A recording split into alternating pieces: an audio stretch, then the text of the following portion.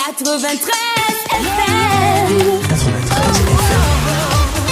Equinox Radio.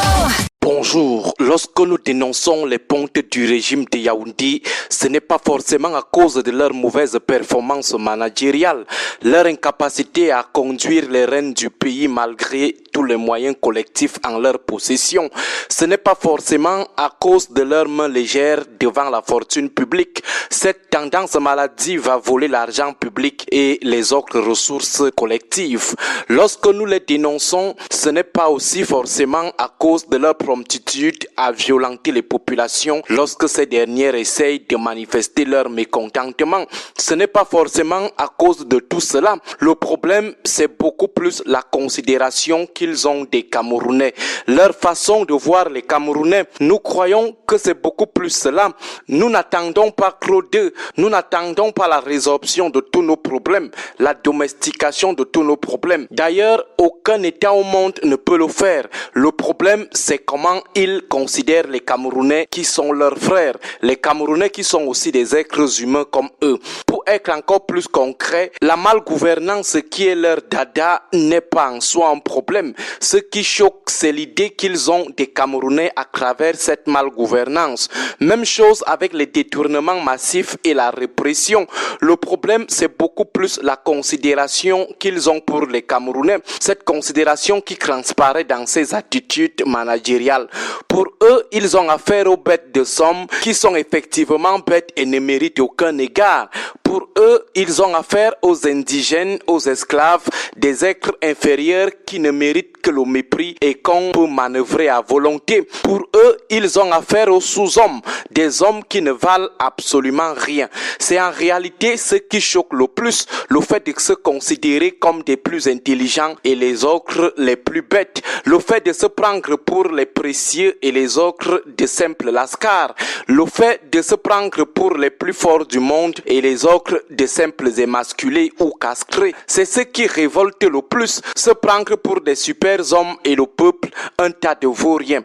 Parfois, le peuple veut être compréhensif, il veut leur accorder des circonstances atténuantes. Mais dès que ce peuple réalise qu'ils se prennent pour des dieux, des seigneurs, la tension monte. C'est cette frustration qui révolte. Lorsque quelqu'un peut parler aux autres aînés, aux autres pères de famille, comme s'il s'agressait aux petits enfants de l'école primaire, comme s'il avait affaire aux indigènes, aux sous-hommes, ça ne peut que révolter. Même si tu es ministre, président de la République, même devant les mendiants, les illettrés les plus lamentables, il y a quand même une certaine attitude de respect à adopter. Vous parlez aux gens, des maires, des conseillers municipaux, des populations, comme si vous avez affaire aux serpillères. Même si ces gens sont les plus bêtes de la planète, il y a quand même un minimum de respect à observer. Vous les regardez avec mépris et vous les menacez encore juste parce qu'ils ont manifesté leur insatisfaction. Voilà ce qui choque parfois.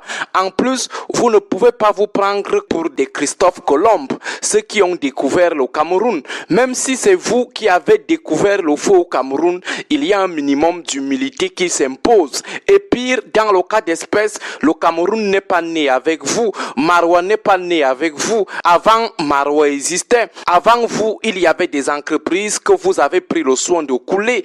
Il y avait des aéroports que vous avez fait tomber en ruine. Il y avait un chemin de fer qui était plus long. Il y avait des choses bien que vous avez fait sciemment couler en rendant la vie des populations plus difficile. Donc, vous ne pouvez pas, dans une arrogance déconcertante, demander aux gens qu'il y avait quoi avant, juste parce que vous venez de poser une semelle de goudron à Maroua ou à Garoua. Le goudron qui va même se gâter dès la première pluie. Non, il faut aussi respecter les autres. Éviter de les prendre pour des indigènes, des esclaves ou des mendiants. Des mendiants qui doivent se mettre à genoux, fermer leur bouche lorsque ça va mal parce que le président vient de poser une semelle de goudron à Maroua. N'est-ce pas que lorsqu'un président réalise quelque chose dans son pays, c'est pourquoi il a été élu et avec l'argent l'argent des populations. N'est-ce pas, c'est le monde qu'il fait? N'est-ce pas, c'est par pitié, par magnanimité qu'il le fait? N'est-ce pas, c'est comme s'il venait de jeter une pièce de 100 francs dans l'assiette d'un mendiant de Dougoy, de Pitoire, de Palar ou de Wurodanki. On ne doit plus broncher, on lui doit seulement des samalek à vie.